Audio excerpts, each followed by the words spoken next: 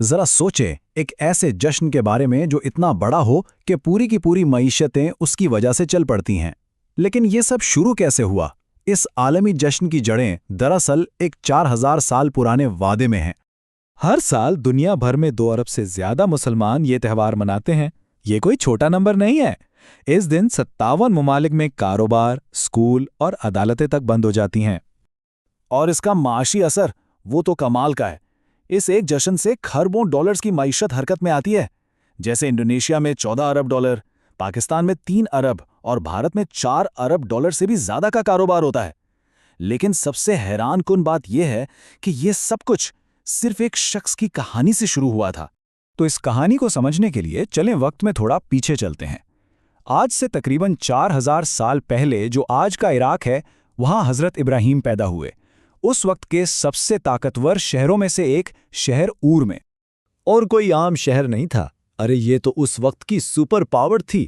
یہاں زگورات جیسا عظیم و شان مندر تھا، اور مزے کی بات یہ ہے کہ اس کے ڈیزائن سے متاثر ہو کر آج برطانیہ کی خفیہ ایجنسی MI6 نے اپنا ہیڈ کوارٹر بنایا ہے۔ سائنسدانوں کا ماننا ہے کہ یہ اس دور کا دنیا کا سب سے بڑا اور طاقتور شہر تھا۔ یعنی حضرت ابراہیم کسی چھوٹے سے گاؤں میں نہیں، بلکہ دنیا کی سب سے طاقتور تہذیب کے دل میں پیدا ہوئے تھے۔ لیکن ایک مسئلہ تھا۔ حضرت ابراہیم اپنے شہر کے عقائد سے بالکل بھی خوش نہیں تھے۔ ار کے لوگ بہت سے بتوں کی پوجا کرتے تھے، جن میں سب سے بڑا دیوتا تھا مردوک، جبکہ حضرت ابراہیم کا عقیدہ تھا کہ خدا صرف ایک ہے۔ یہی وہ بنیادی اختلاف تھا جس نے آگے چل کر تاریخ کا رخ ہی بدل دیا۔ تو اپنے لوگوں کو ایک بہت ہی اہم بات سمجھانے کے لیے ایک دن حضرت ابراہیم نے ایک ایسا قدم اٹھایا جس نے سب کو ہلا کر رکھ دیا۔ وہ ایک کلہاڑی لے کر شہر کے سب سے بڑے مندر میں داخل ہوئے۔ انہوں نے ایک ایک کر کے سارے چھوٹے بت توڑ دیے، لیکن سب سے بڑے بت کو ویسے ہی چھوڑ دیا اور کلہاڑی اسی کے کندھے پر رکھ کر وہاں سے چلے گئی۔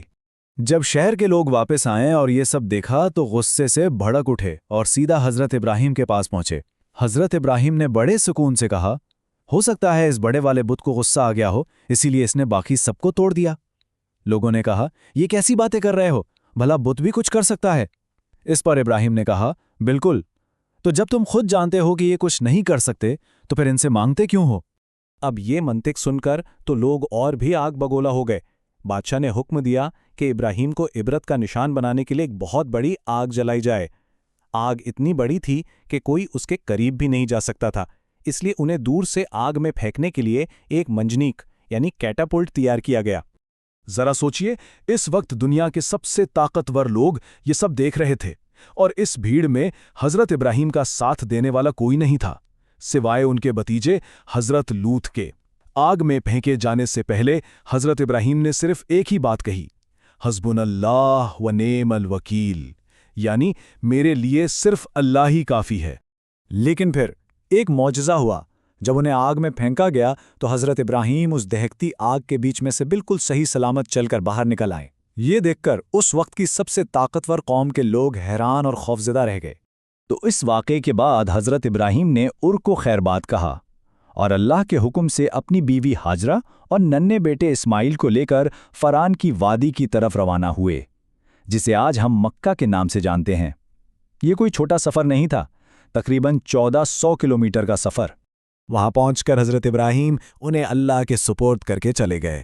جلد ہی پینے کا پانی ختم ہو گیا اور ننھے حضرت اسماعیل پیاس سے تڑپنے لگے۔ اپنے بیٹے کی جان بچانے کے لیے حضرت ہاجرہ نے پانی کی تلاش میں قریب کی 2 پہاڑیوں صفا اور مروہ کے درمیان بے تحاشا دوڑ لگائی، پورے 7 چکر۔ ایک ماں کی یہ تڑپ، یہ کوشش اللہ کو اتنی پسند آئی کہ آج 4000 سال بعد بھی حج کے دوران لاکھوں لوگ اسی عمل کو دہراتے ہیں۔ اور پھر 7 چکروں کے بعد حضرت ہاجرہ نے دیکھا کہ جہاں ننھے اسماعیل تھے، ٹھیک وہیں زمین سے پانی کا ایک چشمہ ابل پڑا ہے۔ یہ وہی زمزم کا کنواں تھا جس نے آگے چل کے ایک بنجر وادی کو تہذیب کا مرکز بنا دیا۔ پانی کا یہ ذریعہ، یہ زندگی کی علامت تھی۔ اسے دیکھ کر یمن کا ایک قبیلہ بنو جرہم وہاں آ کے بس گیا، اور آہستہ آہستہ ایک شہر وجود میں آیا جس کا نام مکہ پڑا، جو آگے چل کر یمن اور شام کے درمیان ایک اہم تجارتی مرکز بن گیا۔ حضرت ابراہیم فلسطین اور مکہ کے درمیان سفر کرتے رہتے تھے۔ کئی سالوں کی دعاؤں کے بعد اللہ نے انہیں اولاد سے نوازا تھا، لیکن جب بیٹا بڑا ہوا، دوڑنے بھاگنے کے قابل ہوا، تو حضرت ابراہیم نے ایک خواب دیکھا، ایک ایسا خواب جس میں انہیں اپنے سب سے پیارے بیٹے کو قربان کرنے کا حکم مل رہا تھا۔ اب یہاں ایک اہم علمی بحث سامنے آتی ہے کہ قربانی کس بیٹے کی دینی تھی۔ یہودیت کی مقدس کتاب تورات کے مطابق وہ حضرت اسحاق تھے، جو دوسرے بیٹے تھے، جبکہ قرآن میں کسی کا نام تو نہیں لیا گیا، لیکن کہانی کے تسلسل اور اکلوتے بیٹے کے ذکر کی وجہ سے، جو کہ حضرت اسماعیل 14 سال تک تھے، زیادہ تر مسلمان علماء کا یہی خیال ہے کہ وہ حضرت اسماعیل ہی تھے۔ جب حضرت ابراہیم نے اپنے بیٹے کو اس خدائی حکم کے بارے میں بتایا تو جواب کیا ملا؟ بیٹے نے بغیر ایک لمحہ سوچے کہا، ابا جان، آپ وہی کریں جس کا آپ کو حکم دیا گیا ہے۔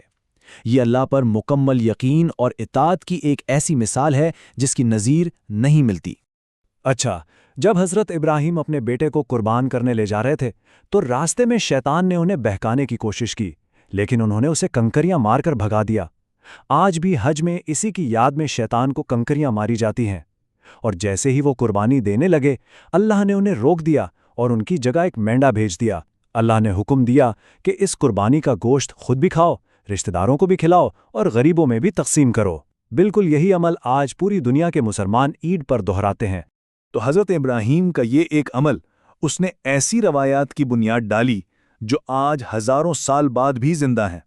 اسی واقعے کے کچھ سال بعد حضرت ابراہیم اور حضرت اسماعیل نے مل کے اسی وادی میں کعبہ کی بنیاد رکھی، جو ایک اللہ کی عبادت کا مرکز بنا اور آنے والی صدیوں کے لیے زیارت گاہ قرار پایا۔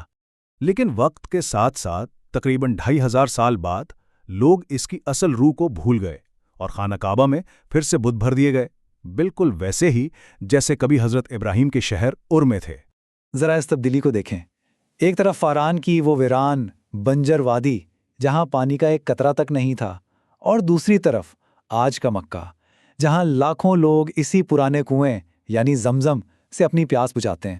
تو یہ کہانی ہمیں سوچنے پر مجبور کرتی ہے کہ ایمان کا ایک عمل جو 4000 سال پہلے کیا گیا، آج بھی ہماری اس جدید دنیا کو، ہماری معیشت کو اور ہماری تہذیب کو کیسے شکل دے رہا ہے۔